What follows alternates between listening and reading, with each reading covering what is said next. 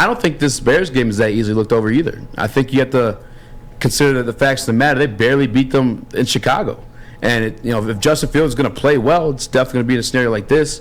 NFL, notoriously this season, has been like a lot of one-score games. When you have a playmaker like Justin Fields, I just feel like a team like that's constantly in it. But I'm just saying, this is another game to watch out for. This is, Pistons. Sorry. Got basketball in the brain.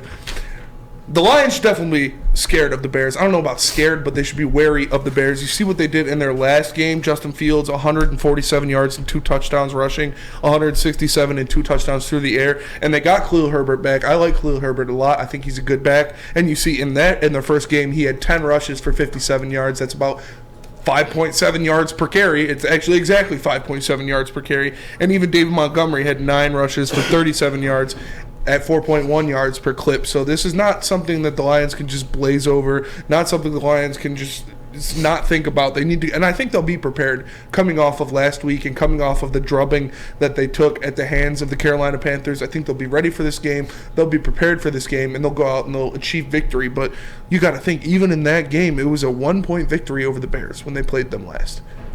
Although it was at Soldier Field, and you don't expect Justin Fields to go for 147 yards on the ground again. It's still very possible. He is an explosive athlete. Detroit Lions are also letting up the most yards to quarterback, so maybe you do. Because he is technically the best rushing quarterback in the league right now. Flannel Sam? Are you scared of the Bears? I am not scared of the Bears. And I know that I said I wasn't scared of the Panthers, and it kind of burned me. But the Bears, they don't scare me for a variety of reasons. They're a very weird team because on one hand, the Lions just gave up their worst rushing defense performance of the year, and their second worst rushing defense performance of the year was against the Bears earlier. They gave up 258 yards on 7.4 yards per carry.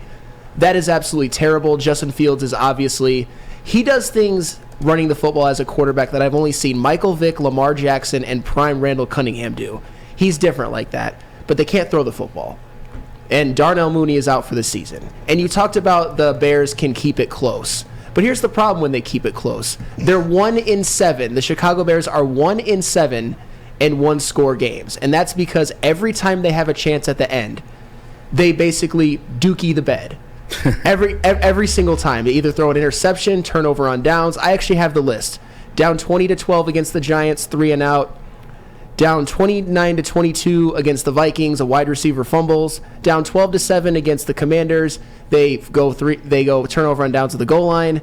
35-32 against the Dolphins, they turnover on downs. 31-30 against our Chicago Bears. Against our Detroit Lions.